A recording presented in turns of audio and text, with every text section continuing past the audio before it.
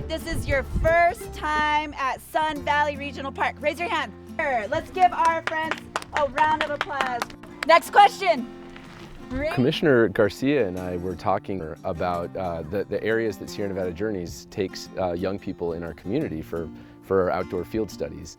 And we realized that there was a beautiful park in the North Valleys area, the Sun Valley Regional Park, that we don't do any programs. So we have since developed this cool program where we're getting local students out in the Sun Valley Regional Park, which is a beautiful area operated by Washoe County.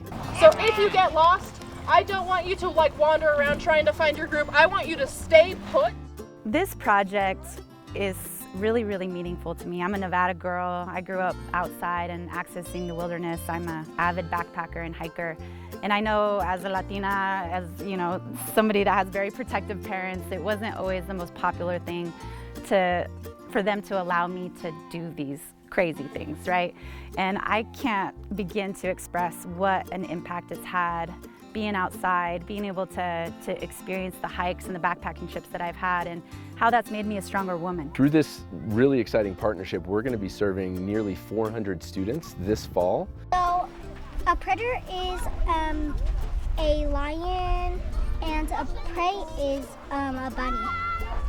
We want to help connect kids to nature, and we want to help build accessibility so young people feel comfortable and feel like this could be a place that they might return with their families. You see them on the hillside and all these rock outcroppings and just enjoying themselves, and that level of engagement, the socialization, the sunshine, the walking and wellness that's attributed to it.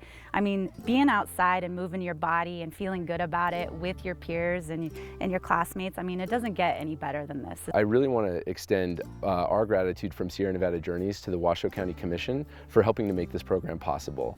We're really excited to learn is how many of these students that will be participating in this program have been to Sun Valley Regional Park before. How many of these students have been on a hike before?